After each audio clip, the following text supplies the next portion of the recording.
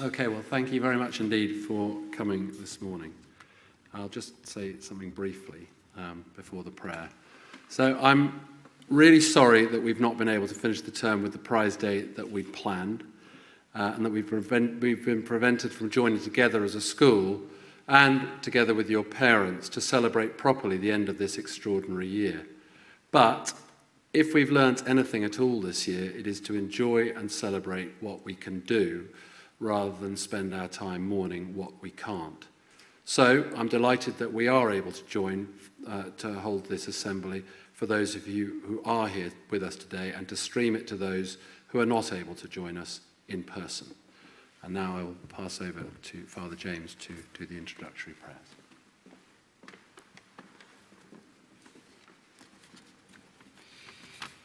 In the name of the Father, and of the Son, and of the Holy Spirit. Amen. So let us begin by listening to God's word from the first letter of St. Peter. Each one of you has received a special grace.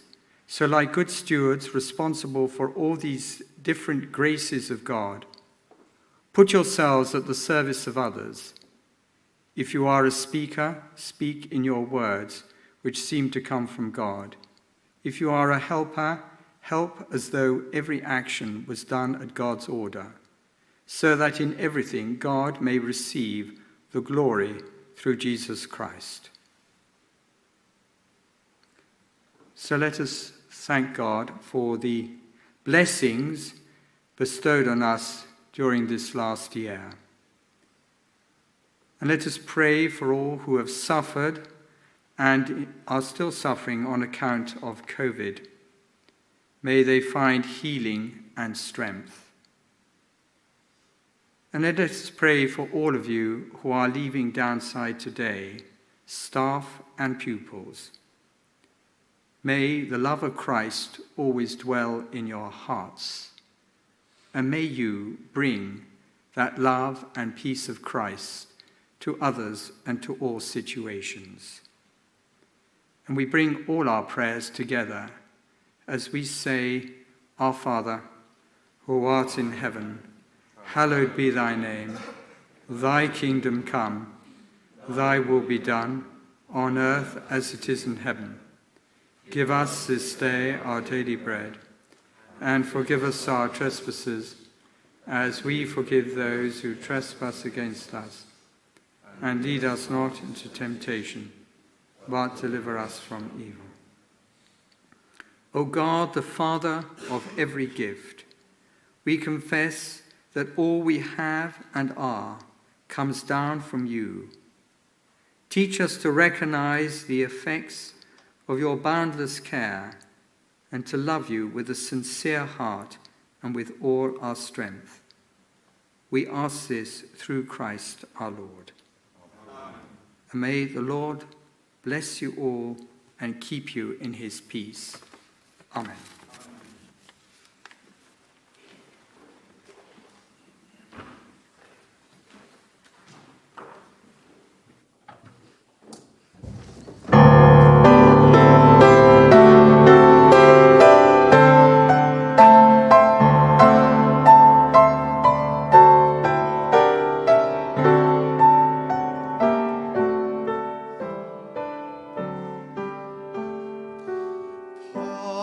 Patri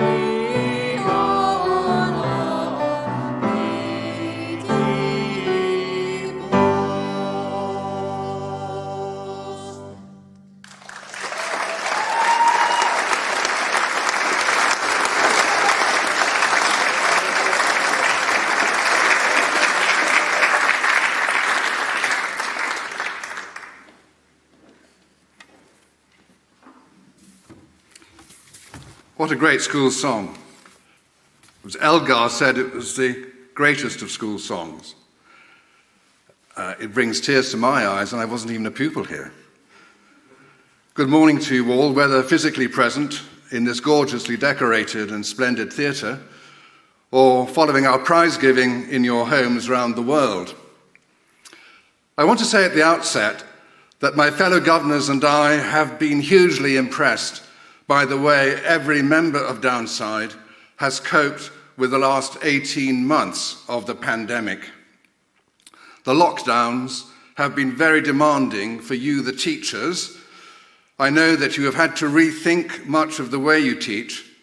You have had to keep your pupils constantly motivated through the remote learning program, by no means easy over long periods of time. You listened to feedback from your pupils, from the parents, and from colleagues, and then revised things for the better. You showed yourselves to be utterly professional and pupil-centered. I guess the lockdowns were even more demanding for you, the learners. Focusing on screens for hours, day after day, became perhaps very hard. COVID has made everyone long for and appreciate normal classroom interaction. The governors heard regularly how you, the pupils, engaged with, contributed to, and helped shape the whole online teaching experience. You have wanted to make things work as well as possible. That surely is the mark of a really good school. Lockdowns have been very tough for support staff. Many of you have been furloughed with all the worries that have gone with that. For you, the parents, lockdowns must have brought many pressures, constantly juggling family and work commitments. Yet you constantly gave your children and their teachers unstinting support. Through the pandemic, Downside has summoned up its inner strengths and communal spirit in the most productive ways.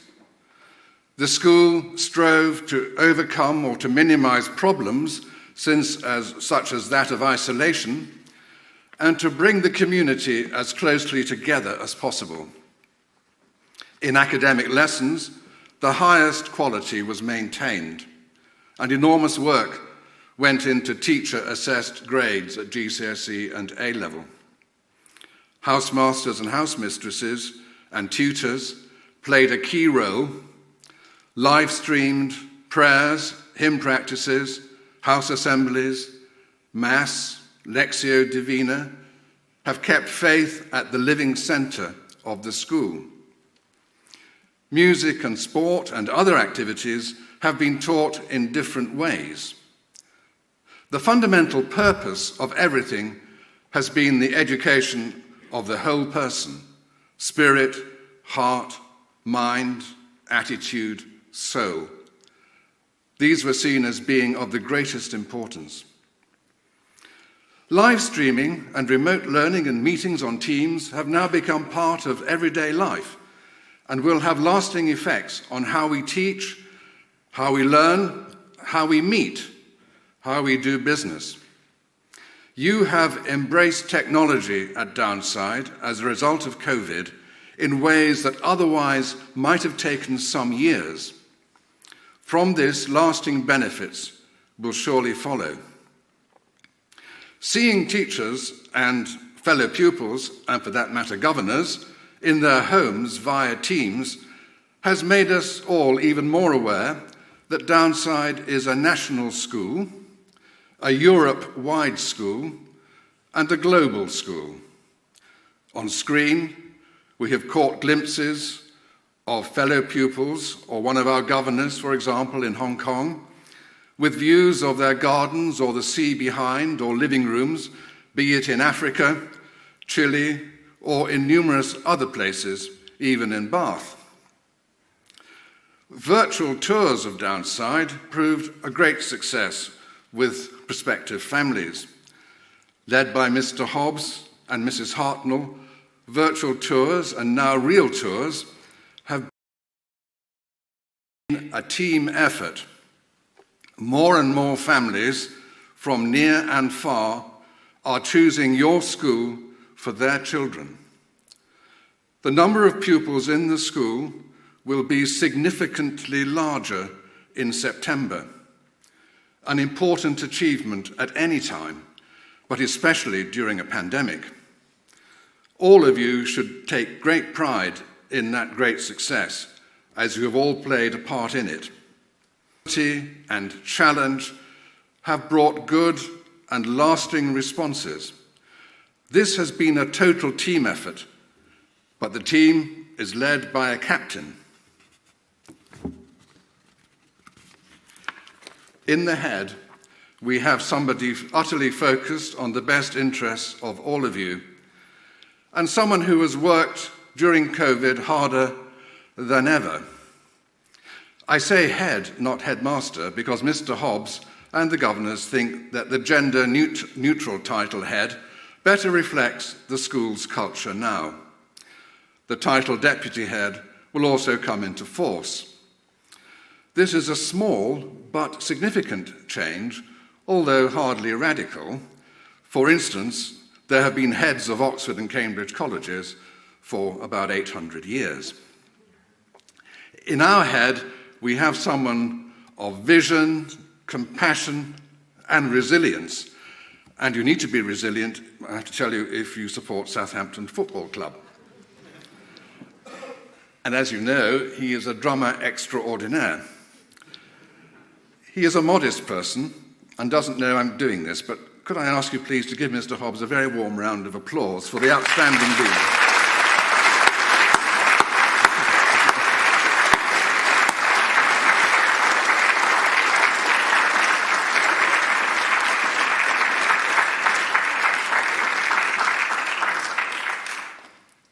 With teams, the governors have been able to have more frequent meetings, all sharply focused on key items. As governors, we have to take the long view, look ahead, not just to next year, but to 5, 10, 20 years or beyond. We have been working hard with the head and his team on refreshing and developing our vision, mission, strategy, and action plans. The benefit of this exercise, which needs involvement by all the staff, will be apparent in the year ahead. We have been working hard this year to identify priorities for improving, where needed, the infrastructure of the school, work which will start shortly after the end of this term. We have worked hard on supporting the financial systems of the school, which have been especially challenged during COVID. The Director of Finance and the governors have been very grateful for the support shown to the school by you, the parents, during these testing times. You have been deeply loyal to us, as we always will be to you. The governors are charged to be custodians of the core mission of Downside School, which is to provide Roman Catholic education in the Benedictine tradition. All of us on the board take this duty extremely seriously. I must speak about one important aspect of this core mission. As you know, last summer the monks announced their decision to leave the Downside site. This has been a major decision for us all to digest and think about. While it is sad and momentous, I do not believe it to be as great a break as some might think. As a historian, I think that continuity is generally a stronger force than change. The debt we all owe the monks is centuries old, profound and immense. It will, I hope, always be a living debt, an inspiration, a guide, a wellspring. This decision by the monks is something which, in a good way, should challenge all of us. We all of us, however young, have to think more often and more deeply about what it means to be a Catholic, Christian, Benedictine school. Then, dare I say, we have to step up, each in our own ways, to try to embody these ideals and these calls to action. Perhaps for too long, we have asked too much of the monks and asked too little of ourselves in these fundamental areas. Now we must all take ownership of the mission of the school and live it out responsibly and creatively. The school enjoys an excellent relationship with the monastery. Father James and the chaplaincy working groups have been preparing to very good effect for the next stage. Of course, we'll miss the monks when they go, although COVID restrictions have got in the way of a decision regarding when they will go and to where that might be. I want to assure you, and I know the abbot agrees wholeheartedly, that we'll be as much a living, dynamic Benedictine school as ever, although not exactly as now. We all have to think and pray about the essentials of Downside and interpret them in a fresh way for the needs of everybody in the school. We need to think more about how we can help our leavers best serve the world they are entering. I want to assure you that our links with the monks, with the English Benedictine congregation on and off-site will remain, certainly, and vitally so, in terms of Benedictine chaplaincy, ethos, and support. The abbot, Father Nicholas, whose wisdom we greatly value on the governing body, will continue to be a governor of the school in which he takes a constant interest. While the monks are continuing their discernment, they are keen for me to assure you that they are very committed to the future of the school. It is with joy that I tell you that the International Mankewe Apostolic Movement and Downside School have renewed their commitment to each other. The contribution of the St. Scholastica community to Downside is of the deepest possible importance. The presence of lay people living out the gospel. Like all the most important things in life, it cannot be measured. Through Lectio Divina, the influence of St. Benedict, prayerful friendship, pupils and staff grow in their faith. We are spiritual beings, and the Mankewe movement helps us at the deepest levels for now, for our lives ahead, and for all our eternal lives. Downside is truly blessed in this respect. Governors are volunteers. Why do we volunteer? It is because we all believe Downside offers the most worthwhile education that can be found. An all-round education, a global school, forward in its thinking, yet rooted in the timeless wisdom of St. Benedict and the ever-pressing and liberating invitations of the gospel. We volunteer for the same reasons that the teaching and support staff devote themselves to their vocation. We do it for you, the pupils, and for those who teach and support you. All that ultimately matters for the governors is the same as what ultimately matters for Mr. Hobbs and the staff, and for you, the parents and grandparents, the well-being, the all-round progress, the future of every boy and girl at Downside. I want to say a brief word to the leavers, if I may. This must be a time of very mixed feelings for you, a poignant time, and we feel for you and feel with you. Your sixth form years have been knocked around through COVID. We feel for you, for example, that the leavers' ball has been kiboshed by COVID. But perhaps that disappointment might make you even more determined to keep in touch as a year group, more determined to meet and celebrate when times allow, which they surely will. We hope that the school has given you stable and lasting principles on which to build your lives further.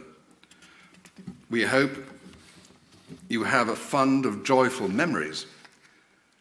We hope that Downside has given you a genuine inner confidence to develop your convictions and a quiet determination to see what paths in life God might be calling you to follow, and to have the courage to respond generously. The world very badly needs the rich talents of every one of you. Use them to the full. We wish you every possible success and true happiness. We want you please to stay in touch with Downside throughout your lives. Finally, those of you returning in September will be exceptionally well cared for and can feel, I hope, a sense of excitement. In the meantime, I wish you all the happiest of summer holidays with your families and friends. Thank you very much.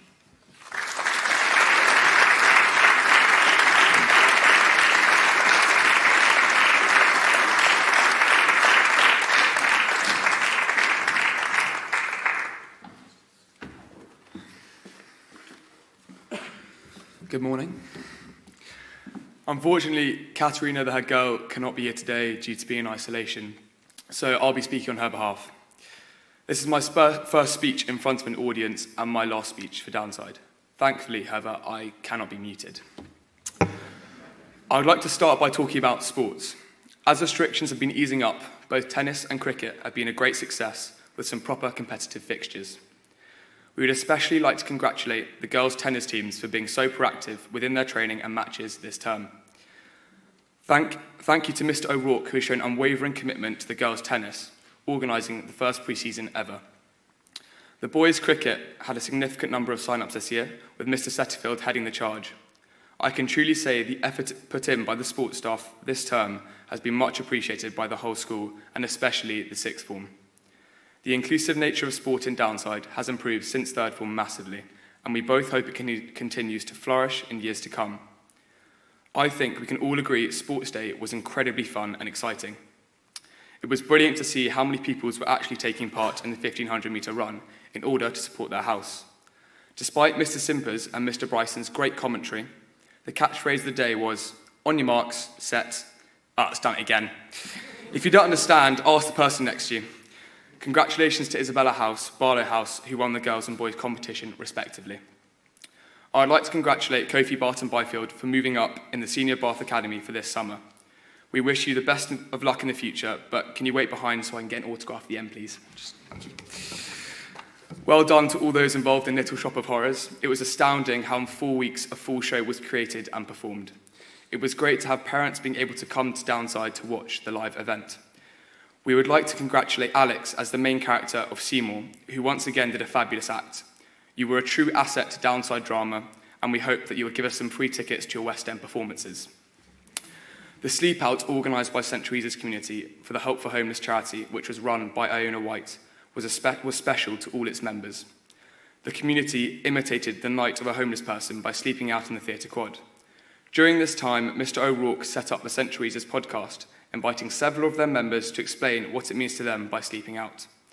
If you have not listened to it, please, we thoroughly do recommend it.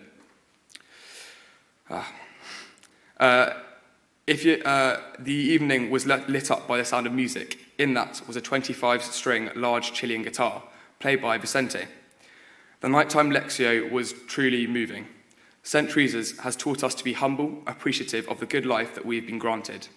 By focusing on service and taking care of those who suffer, personally, I believed it has shaped our views of the world and manifested love for one's neighbour in our community and ourselves. St. John's has been an amazing experience for all its members. Lectio is a great part of the school and shapes its culture enormously. Coming together every Thursday for some cheese and Lectio has been very meditative, especially during exams. Thank you to the members of the St. Scholastica for creating this great opportunity for those involved and allowing them to explore their faith as a community. Debating this year saw the winning team of Barlow House. The competitive final debate was done under the motion of the greatest threat to humanity is A, artificial intelligence, B, a pandemic, or C, climate change. The eloquence of this year's speakers was once again extraordinary. Well done to Joe Rao, who can be identified as the debating star of the upper sixth, and also Katerina as his co-president of the Aberdeen Society. After nearly a year of planning, the conference on addiction finally happened last Friday, the 18th of June. Lockdown, unfortunately, postponed our initial date in January to June, but this definitely did not hinder the conference from being fantastic. The three speakers spoke with passion of their own addictions and gave us an enlightening insight into its effects. Michael Rawlinson opened the conference by telling the audience about his former alcoholism that led him to quit drinking completely nearly 30 years ago. Following this, Patrick Foster shared his experiences of the gambling addiction, which was truly eye-opening. Finally, Katrina Payne and Michael Rawlinson held a conversation about addiction in the family. We hope that this even might help people to open the conversation about an often silenced topic, and might even have given some people hope. A special thanks has to be given to Mr. Bryson, who did all the hard work of ensuring everything ran smoothly on the day. We would like to congratulate everyone who will receive prizes today. You've contributed greatly to the school, and I'm sure it is very much deserved. To represent Downside as heads of school has been a privilege and honour, and we wish Stephanie and Joseph the best of luck next year. Katerina and I would like to thank Mr. Hobbs for entrusting us with this role. It has been a pleasure to work so closely with you this year. You truly have the best of the school in your heart. Downside has been an amazing place to study and grow up. It has shaped our personalities and views for the better, by teaching us what really matters as students, which I can gladly say will be passed on into our futures. Like the rest of the year, we are deeply saddened that our last year was so incomplete and spent away from school. We would have loved everyone to be here for Prize Day and finish this year properly. But on the other hand, lockdowns have made each and every one of us appreciate Downside even more. You could tell on the return in April that the upper sixth wanted to make the most of the time left in school, as the majority of students stayed after finishing exams. Consequently, our year group has grown together much closer, and we have formed much stronger friendships. Knowing this makes it easier for us to leave, but nonetheless not without a few tears. We hope to stay connected to this great community and kind community, and it's given us so much. We would like to thank all the teachers that have taught us, allowed us to flourish academically. Thank you for being so patient with us when we did not grasp everything immediately and making us strive for the best. It has been a pleasure to be taught by you and to be your students. Thank you to all the house staff that took care of us when we needed it most. We really would not be who we are without you. Overall, we would like to say on behalf of the upper sixth, thank you for everything. Downside will never be forgotten, and we will move through life as products of its kind, communal nature. Thank you.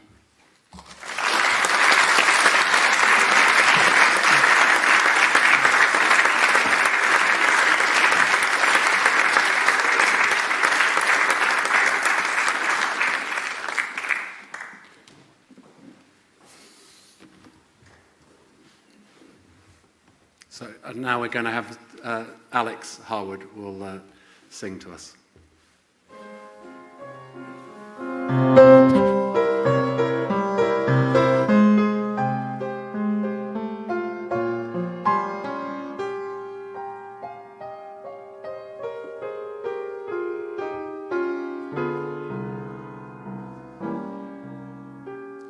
Strange dear, but true dear, when I'm close to you, dear, the stars fill the sky, so in love with you am I. Even without you, my arms fold about you, and darling, I know why. So in love with you am I. In love with the night mysterious, the night when you first were there. In love with my joy delirious, when I knew that you could care. So taunt me and hurt me, deceive me, desert me, I'm yours till I die. So in love,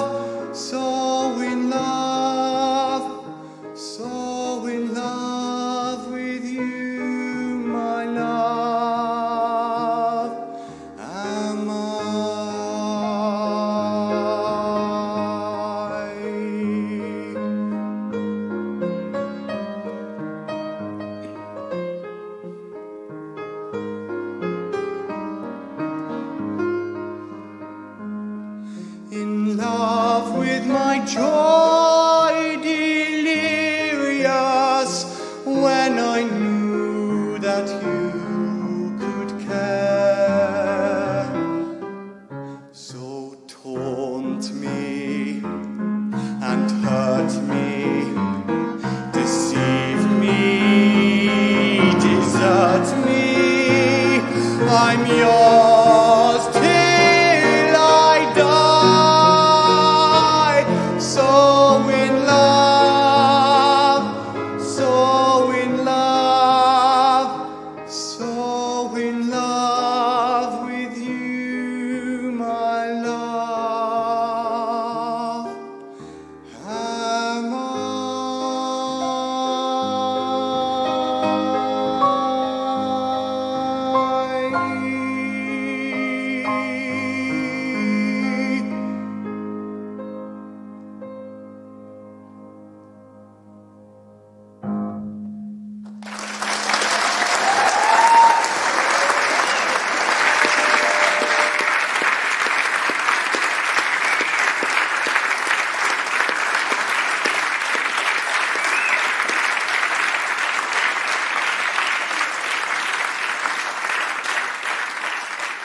Well, thank you very much indeed, and I'll certainly pay for tickets if you don't give me a free one when you make your debut.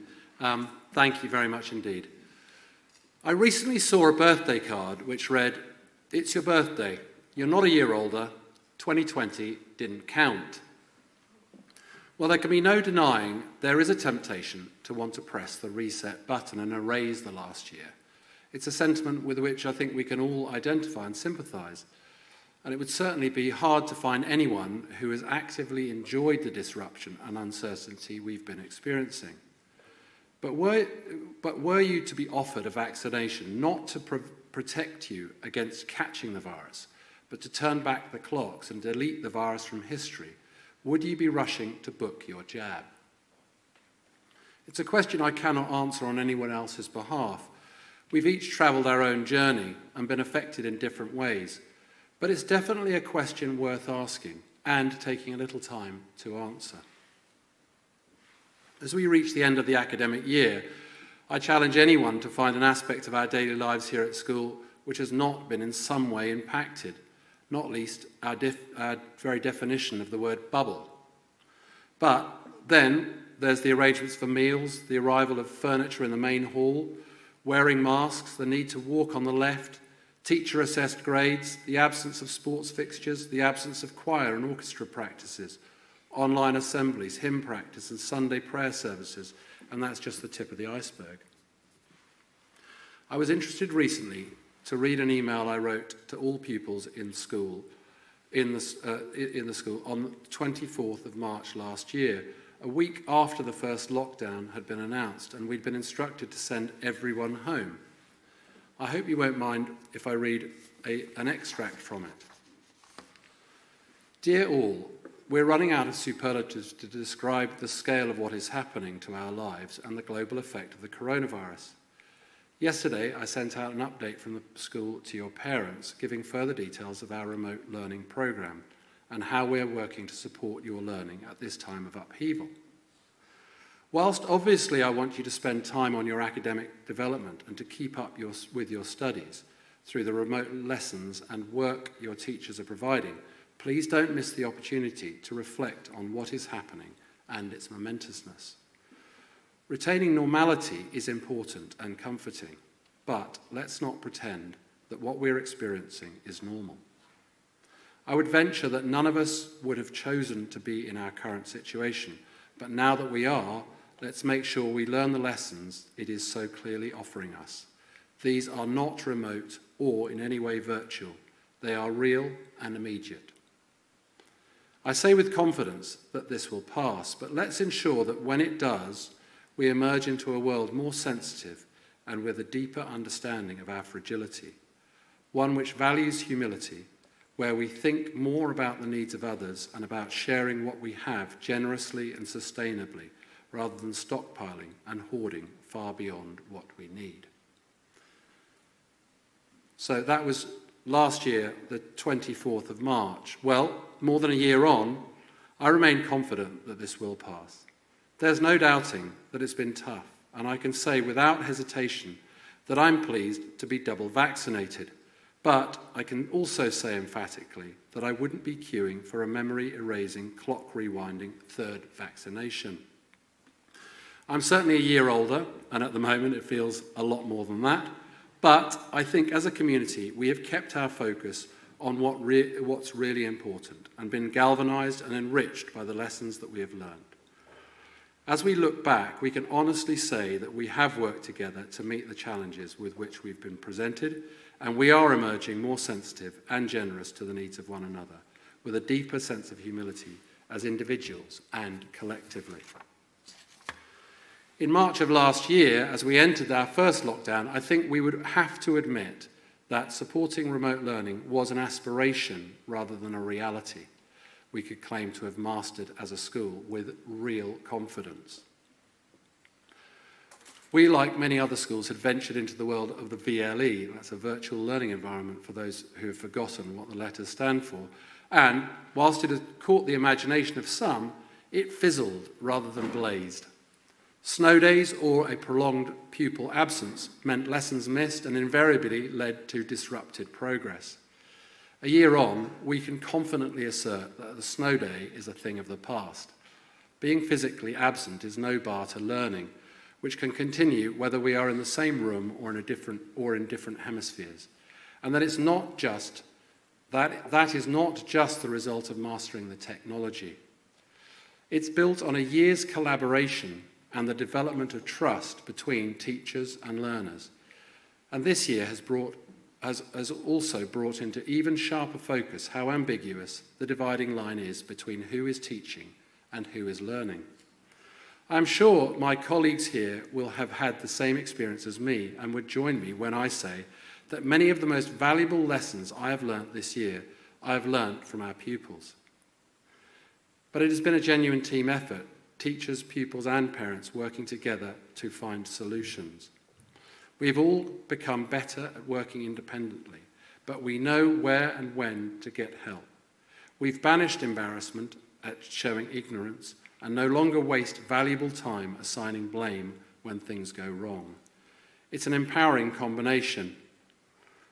I'm unable to say anything about the outcome of teacher-assessed grades at this point, but I can very definitely vouch for the commitment and effort of everyone involved, and I thank you all, those being assessed and those doing the assessing. It's fair to say that the absence of public exams has certainly not eased the pressure or made it less stressful, but the manner in which you have handled yourselves has been exemplary. Nick gave a good account of the importance sports plays in our lives here. This year has been no exception, and though the quantities of the ingredients have had to be changed a bit, with more practicing and conditioning games, less heavy on the fixtures and only a sprinkling of supporters, the flavour of the sport on offer has been different, but nevertheless it's tasted just as appealing, and the approach to competition when it has returned has been genuinely one of enjoying the opportunity presented and playing to the best of your ability. As one of the titles of one of my favourite books almost states, let the score take care of itself. Year group bubbles work okay for sport, but one of the great joys of our music and drama is the mix of age groups it brings together. It has undoubtedly been tough this year to keep the normal choirs, groups, bands and orchestras going, but our musicians have kept productive, and it is always a privilege to hear them in whatever format they perform, as we've just witnessed. Likewise, drama, which despite the multiple challenges involved, has continued to flourish. Those of you who saw the production of Little Shop of Horrors will, I'm sure, like me, not be able to suppress the smile it inevitably brings to your face when you recall the performance. It was magnificent, and I congratulate every one of those involved. The pleasure derived from belonging to the CCF, which now proudly bears the cap badge of the Irish Guards, or taking part in the Duke of Edinburgh award scheme, even though forecasting rain this year seems to have been simplified to when's the next downside DofE expedition planned, is clear to see. And having witnessed the House debating final on this stage 2 nights ago, I can assure you that the Abingdon remains fit and healthy, and it is wonderful to see the confidence with which our pupils speak and test their arguments in public. Being able to speak and debate freely is fundamental to our society and is a right which we should never take for granted. But this year has highlighted that, sadly, inequality is also fundamental within our society, and coinciding with the pandemic, we have all been challenged to think deeply, particularly about racial and gender equality. The murders of George Floyd and Sarah Everard have brought these issues to prominence, along with the Black Lives Matter and Everyone's Invited movements. I'm not a politician, and I make no pretense to have a political solution to the issues raised by these important movements.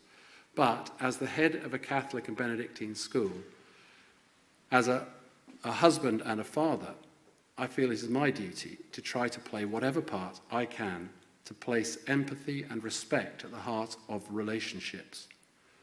Richard Rohr is someone I really recommend to you, along with his book, Another Name for Everything, in which he coins the wonderful phrase, a Christ-soaked world. If we view the world as soaked in Christ, then rather than objectifying and seeking to dominate others, we will see them as essential and unique parts of creation, through whom we are made whole and find our true humanity.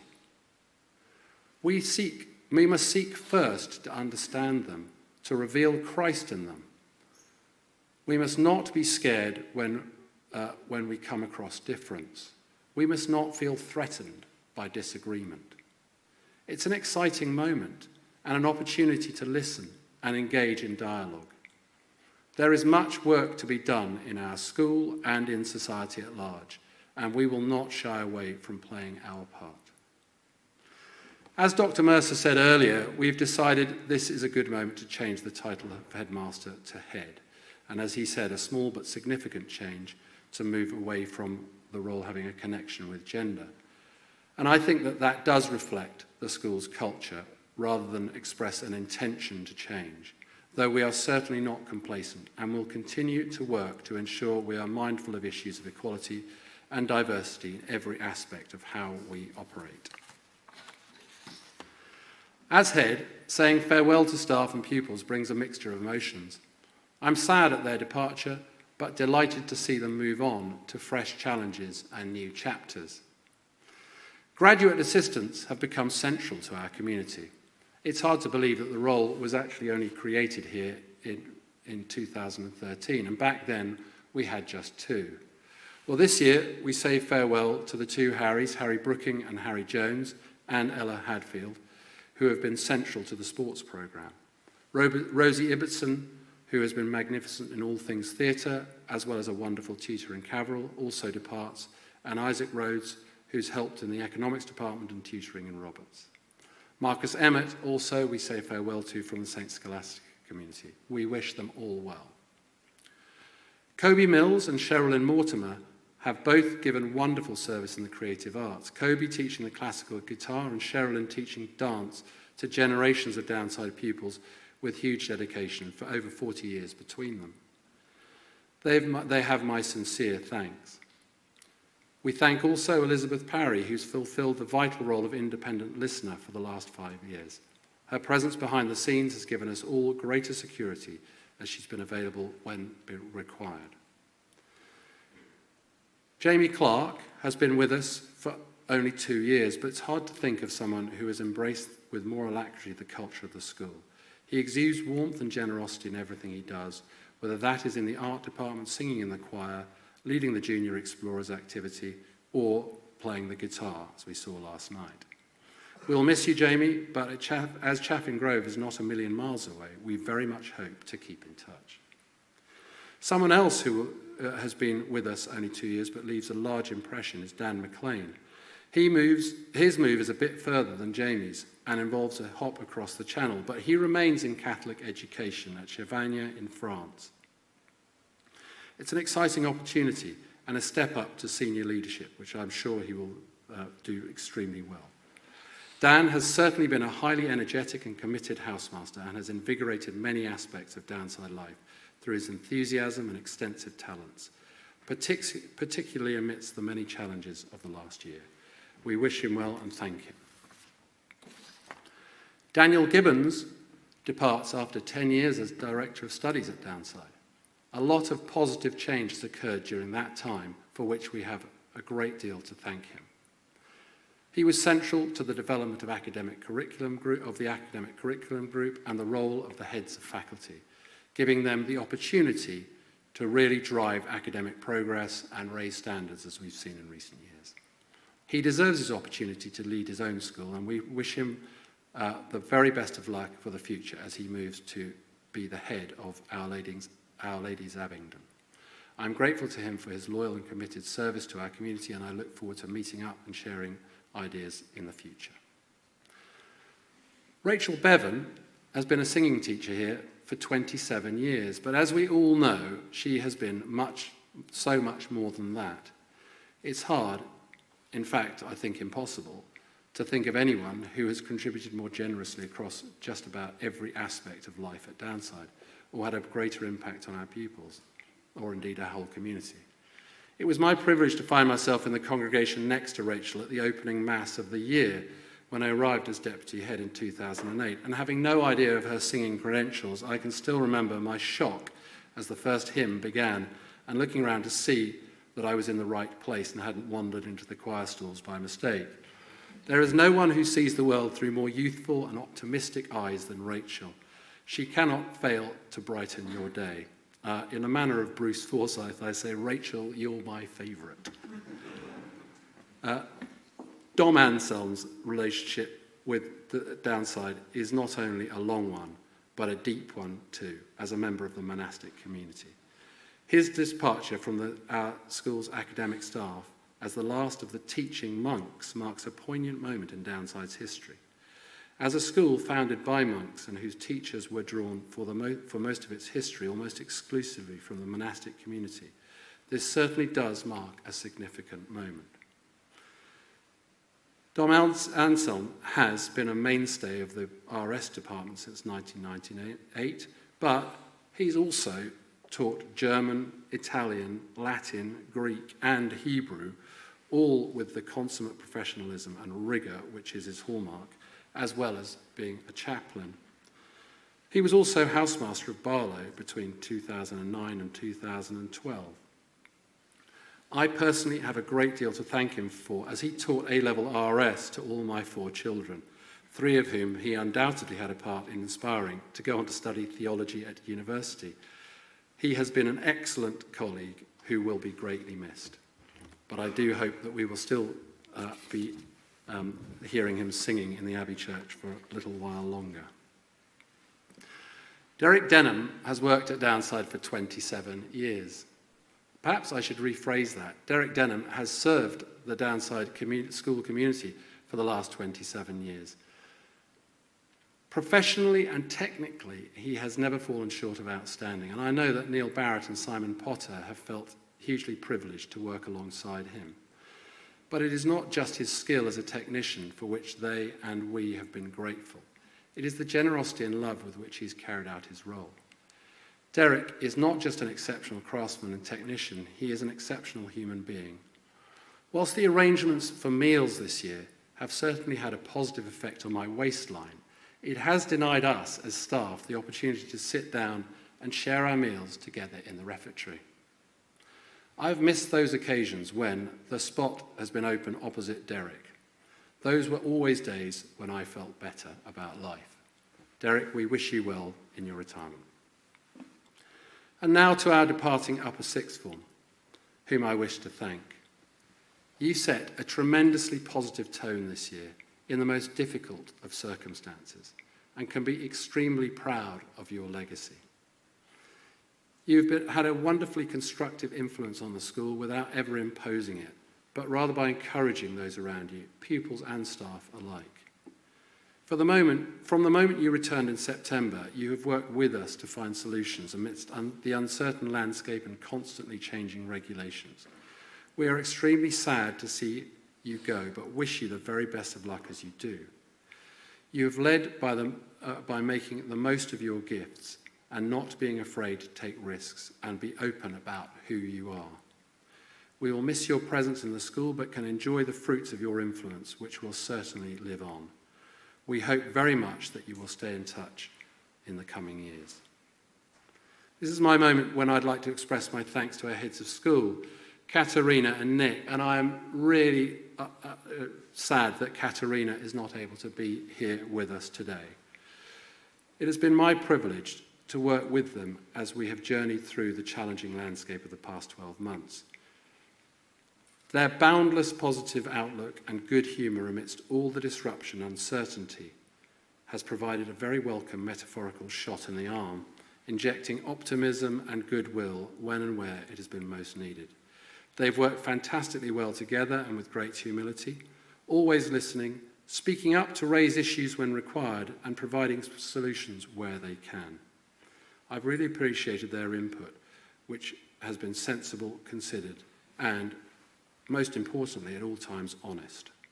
They leave the school richer for their contribution, and I look forward to watching their progress beyond Downside.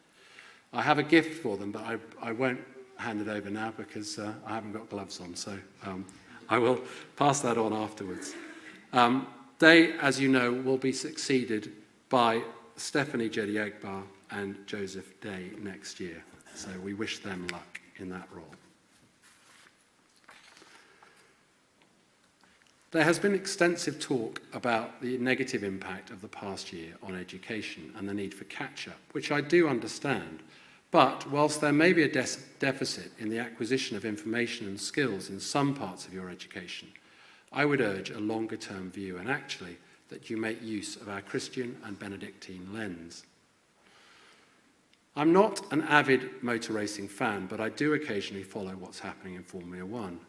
For many, it has become a bit boring, as it seems almost impossible nowadays for drivers to overtake one another on the circuit. Races are now won or lost on the basis of the driver's race strategy and the speed and efficiency of their pit stops. It is no good just keeping going without refueling and changing your tyres. Those who do end up well down the field. So visiting the pits at the right moment is critical, as is trust in your teammates on whom you rely when you do come in. A missed pit stop ends up costing you. So, what's my point? Well, this year, I hope you can see that we have been called in for an essential pit stop. The pandemic is flagging us in, and whilst it might not have been part of our original strategy, it is offering us an extensive refuel and fresh, slick tyres. Anyone who ignores the need to stop and keeps driving regardless may feel in the short term they are gaining a few positions on the track, but those who make sensible use of their pit stops ultimately end up laps ahead rather than behind.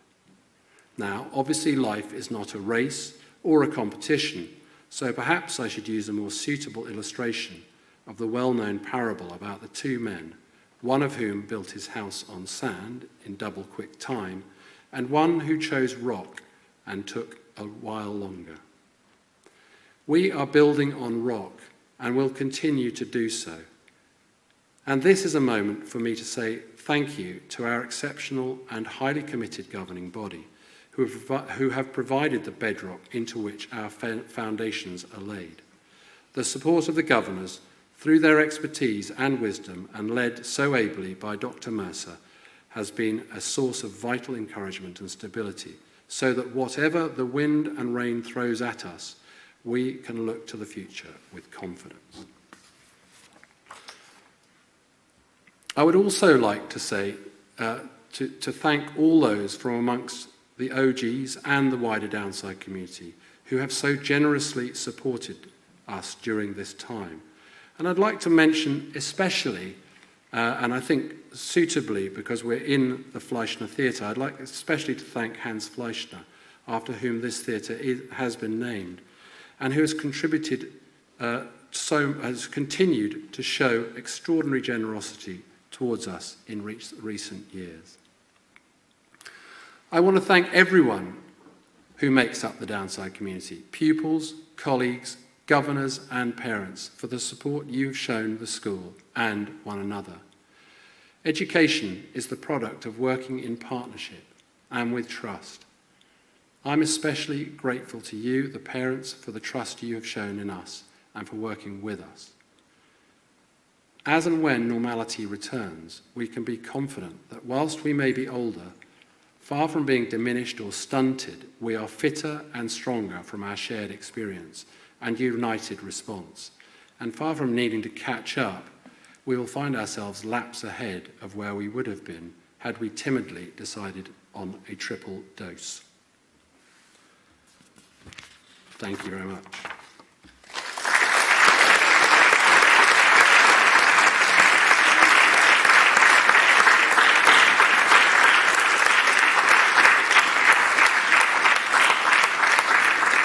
And now we move to the prizes, and this is going to be slightly complicated because some people are here and some people aren't.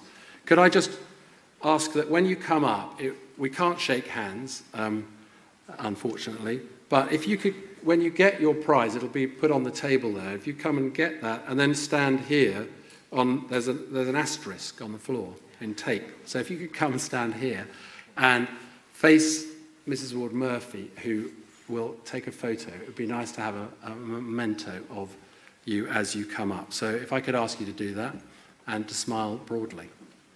So I'll read out the prizes, whether you're here or whether people are here or not. I've got marked in red those who aren't, but the Headmaster's Prize goes to Jędrzej Nepolski, and the Headmaster's Essay Prize goes to Judita White. They're neither of those here today, so well done to them. Now, somebody who is here is Joe Rowell, who wins the Religious Studies Prize and the English Prize.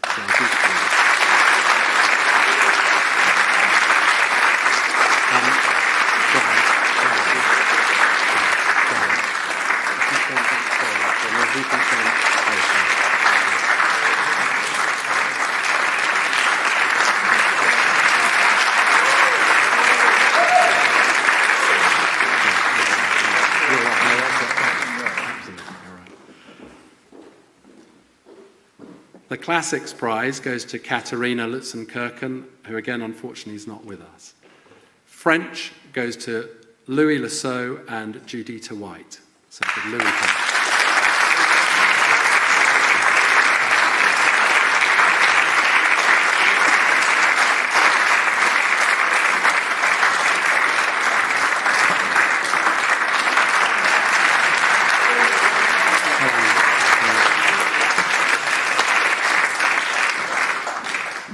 The Spanish prize goes to Charlotte Walker.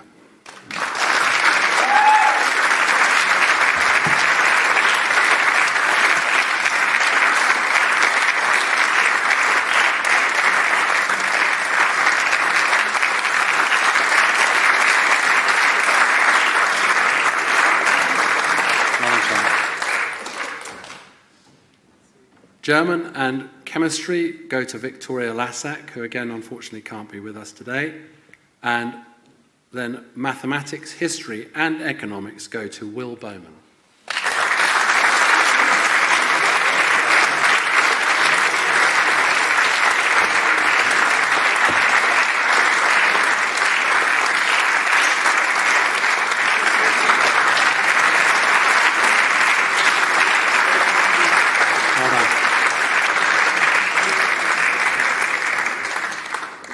Computer science goes to Kieran Murphy.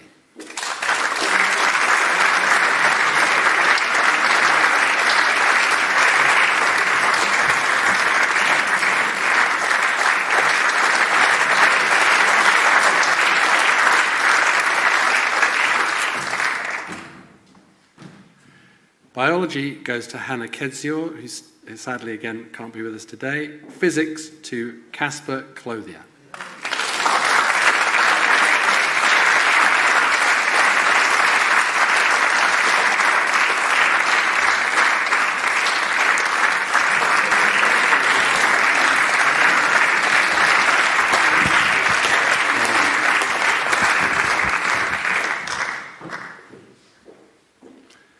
History of art and art both go to Mathilde Melodia, who is not here today, and geography goes to Freddie Dalgleish.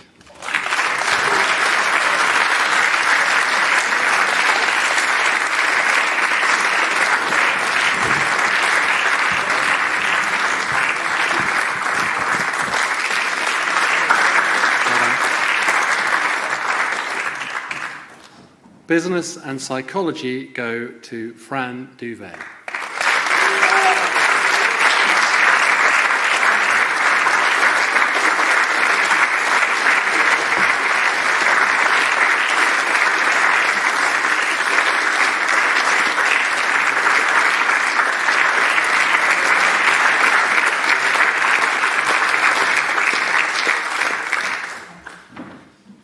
Music goes to Alex Harwood.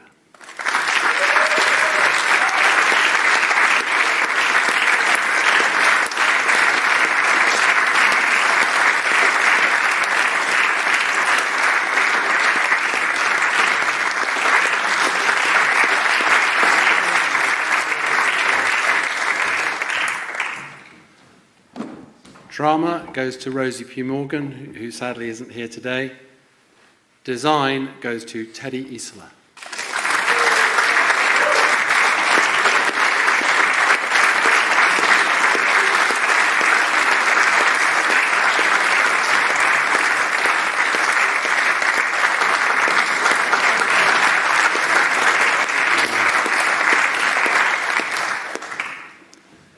And physical education goes to Izzy O'Neill.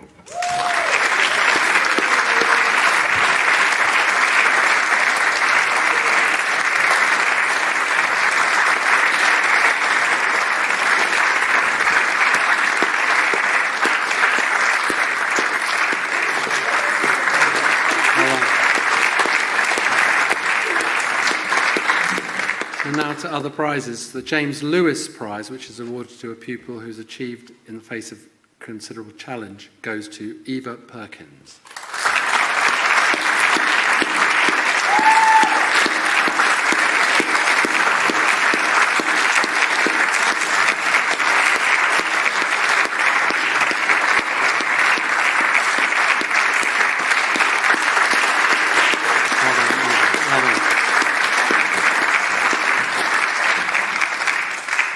The Marcus Atkinson Award for Outstanding Essay Writing goes to Judita White, who's not here now at the moment.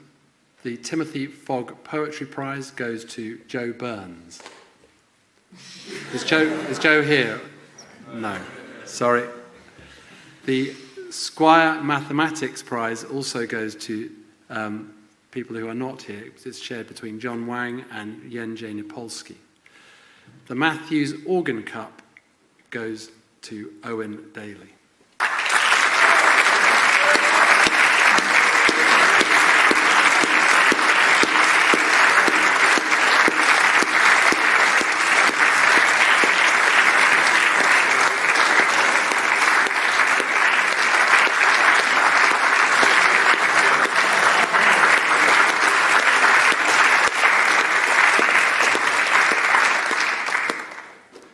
I should also say that the Director of Music has asked me to announce that Owen has also been awarded a cap for music, so you can collect that afterwards.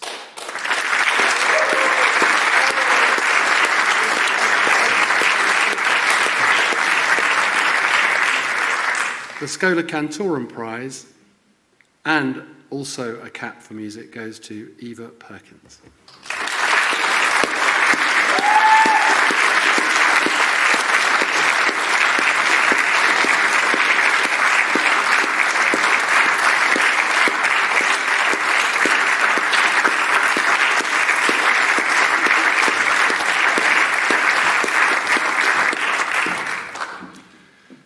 The Byrne Brass Trophy goes to Joe Day, who isn't here.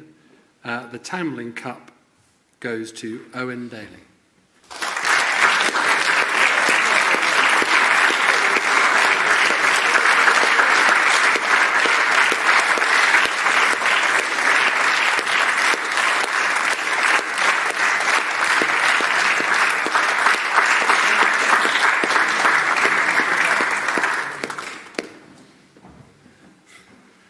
The Debating Prize goes to Joe Rowell.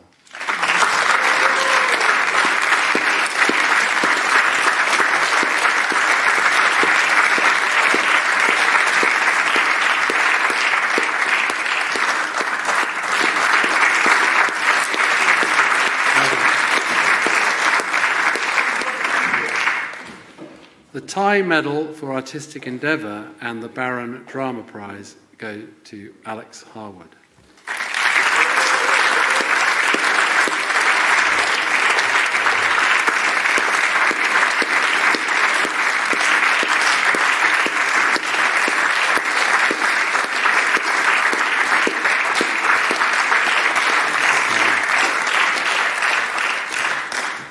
The CCF prize goes to Michael Keeley.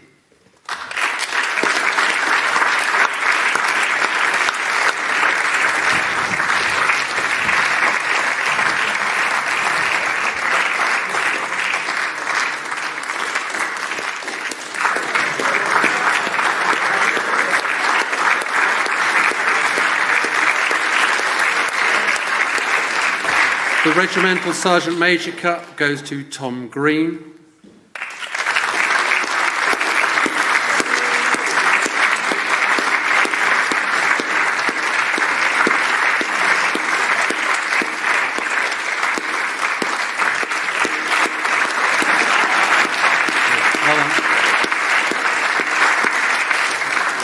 The British Legion Prize goes to Oliver Cattermole.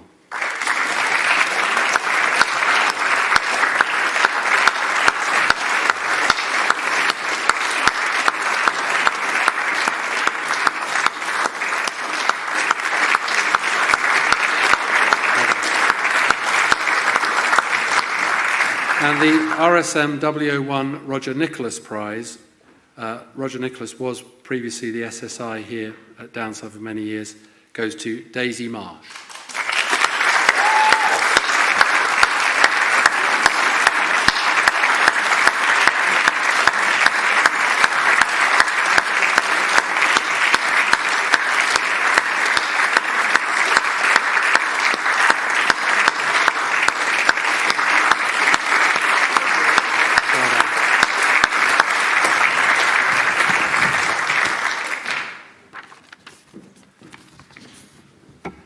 Now, there's a couple of prizes here that are going to need representatives from the houses. What I'm going to do is I'm going to read a group together. So the Augustine Baker Prize for Academic Spiritual Endeavour and Writing goes to Owen Daly. The Library Prize, which is to be presented to Caverall House, and I think collected by Rosie.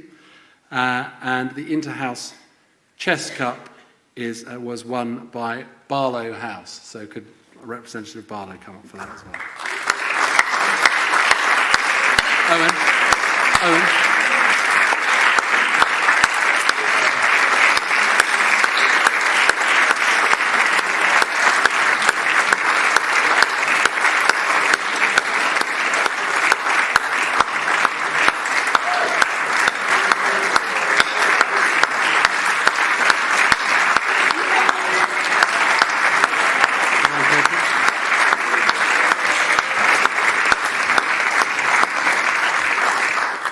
The Hugh Watts Cup for the Most Improved Rugby Player goes to Robert Keeley, and he's not here.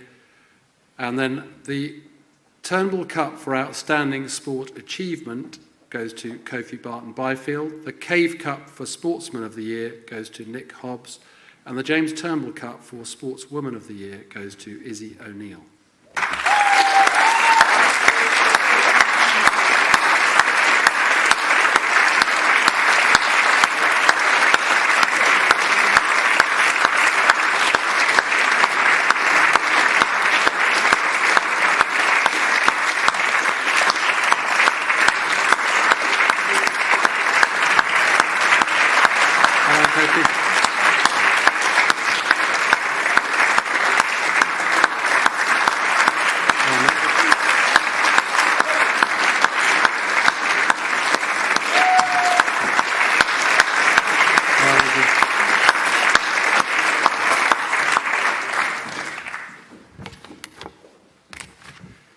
Now, the next two prizes, the recipients aren't here. The Boves Prize for Outstanding Academic Achievement goes to Marta Resiak. And the R.R. Stokes Memorial Prize, which is one which is awarded annually and has been generously funded by Peter Jenkins, who's an OG and previous governor of the school, and who's worked for many years in the diplomatic service. And he, along with Mary Henderson, the previous head of Badminton School, come in to judge the winner of this award. And they, this year, were impressed by all the candidates, very much impressed by all the candidates. And it was a difficult decision, but in the end, they chose Victoria Lassack. Victoria's not here, but she was a worthy winner. The Sweats Cup, which is given to the house with the highest number of academic merits over the course of the year, has been won for the first time in many years, I think, by Smythe House. So,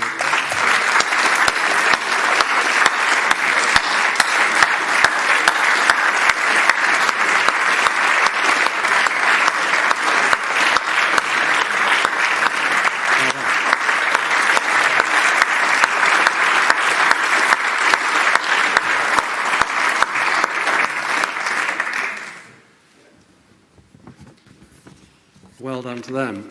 And now, the first time this award has been made is the Dowie Prize. I should explain, in 2019, the Dowie Society, the former Pupils Association of Dowie School, which closed in 1999, decided to target its resources to supporting Benedictine education across the world. And later that year, the foundation was created. They have very, very generously funded an award which they have invited us to give annually to a pupil who demonstrates the Benedictine values central to the culture of our Benedictine schools. This is the first time that this award has been made, and the recipient could not be more fitting, as he is in fact the son of an old Dowegian who attended Dowie between 1979 and 1984. It's fitting also because this person embodies the Benedictine values for which it is awarded. And before I ask him to come up, I'll say a few words about him. Now, his name is written into my script here, so if I give it away, I would think you probably may already know, but he's and these are the words written by his housemaster. I did get a whole lot of testimonies, which I'll pass on because they're very, very fulsome. He's an enthusiastic, generous person who's never afraid to take on a challenging task. He's self-directed and self-motivated in his approach to all that he undertakes. He has been a firm supporter of the Lectio groups over the years and has given freely of his time in this respect. He is a very talented musician, leading and representing the school at the highest level. He has thrived in the boarding environment. Not only has he enjoyed community life and embraced every opportunity he has been afforded, he is also willingly given of his time and experience for the benefit of others, ever present in the community throughout the week and at weekends. In the past 6 years, I've seen him develop into a generous, positive and confident young man who gives well of himself and is willing to learn from experience. Secure in his talents and aspirations for the theatre, competitive in the sports arena, whether on the rugby field, the hockey pitch, tennis or squash court. He relishes the opportunities he's given. He's at ease communicating effectively with his peers and adults alike, and I've found him to be calm, helpful and measured in his response to a variety of situations, from the stressful, organising his peers and younger pupils and dealing with the associated problems of community life, to the mundane tasks of clearing up after others and encouraging others to do so. So the person who's winning this is a real Barlow role model with a great sense of humour, and his name is Alex Harwood.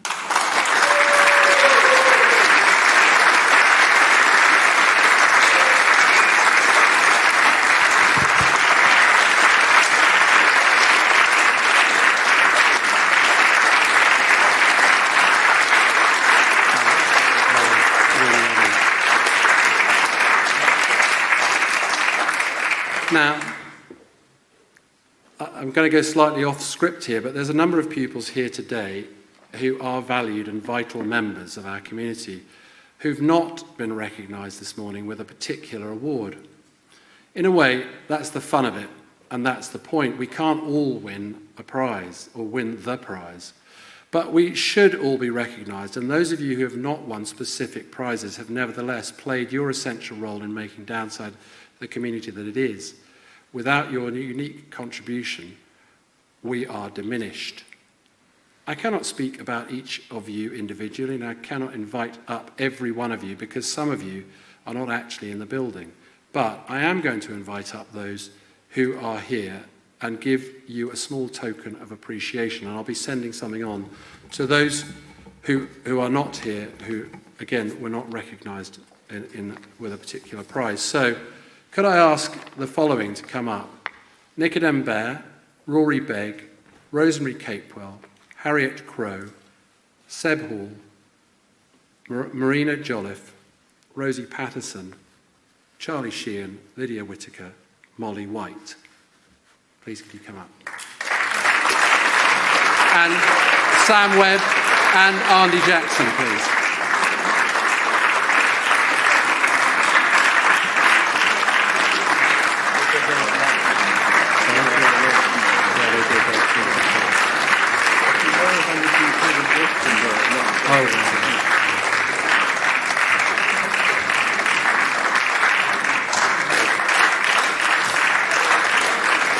Thank you. Well done.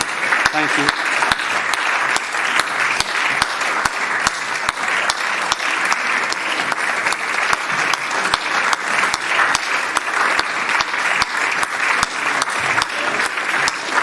Sorry, Andy, I didn't realize you were here.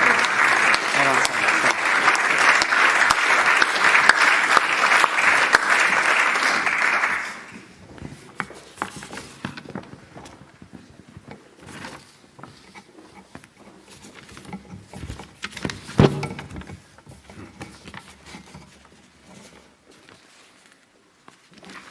So, to the Gregorian Medal. And once again this year, I will be awarding two. The first recipient of the Gregorian Medal has been a constant source of positivity to all around her. Her default facial expression is a warm and contagious smile, and her calm and positive manner has provided endless encouragement to those in her house and the wider school community, as she supported others to cope with the challenges of the past year. We can all take a lesson from her when she says, "Today is a great day." She's always involved in organising activities and events and is particularly good with the younger pupils. As an art scholar, she's been exemplary, supporting and inspiring others. She's assisted the departmental activities with enormous enthusiasm and with all age groups. In her house, she can always be found leading prayers, making toast, or helping the house staff. She used her creative talent, particularly good effect in response to COVID, by producing individualised masks for her fellow pupils to wear. And her creations added to many members of the school community could be seen where many members of the school community could be seen wearing her creations. She also made a significant contribution to the spiritual life of the school. She has led Lectio groups and been a key member of the team of servers in the Abbey Church throughout her time. It was a great sadness that, having been made head of the sanctuary team, we have not been able to be in the church on Sundays until recently. In typical fashion, she has been keen to allow the lower years to take a lead part, as they will be the ones who will be training up the servers next year. And I thought it'd be fitting to quote Father James when he said, "In my role as chaplain, I visit all the houses regularly and have been impressed by her cheerful and caring manner with the younger girls. Spending time making toast for them in the evenings, she brings good humour and cheerfulness to all situations." The first recipient, very sadly, cannot be here today, but it is Matilde Melodia.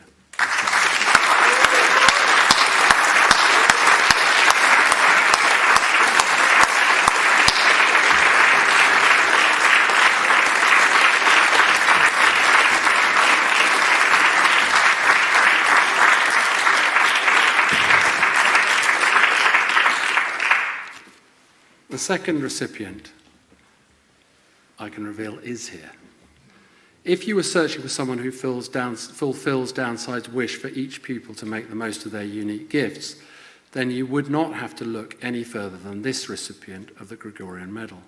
I've heard some say that he is unrecognisable from the boy who arrived here in the second form, but actually, I don't think that's true. He remains the same thoughtful, sensitive, hard-working, determined, generous and honest person he was then, but he's grown and developed tremendously during the last 6 years, and it would be certainly fair to say that a transformation has taken place. As his confidence has grown, so has his authority. When he speaks, people listen, and his actions, born of conviction and humility, inspire others to follow. He knows the value of commitment and never gives less than his best in whatever he does. He consistently puts others before himself and is always the first to volunteer to help and go the extra mile. In the final weeks of the term, he has been teaching the chanter to the first and second forms and cooking for those in-house, including teaching his housemaster how to make sausages from scratch. He exemplifies the fact that true leadership arises out of service, and his positive impact has been evident in Powell, where he's been an outstanding head of house. But it extends well beyond that to Roberts, to his contribution as a musician, or when he's out with the cross-country runners. He's been a stalwart of the St. John's community and an outstanding lectio leader.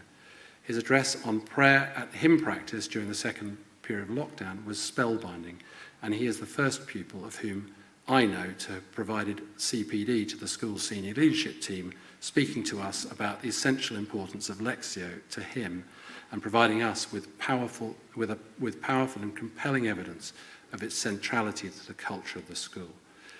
It will come as no surprise that the second recipient of the Gregorian Medal is Owen Daly.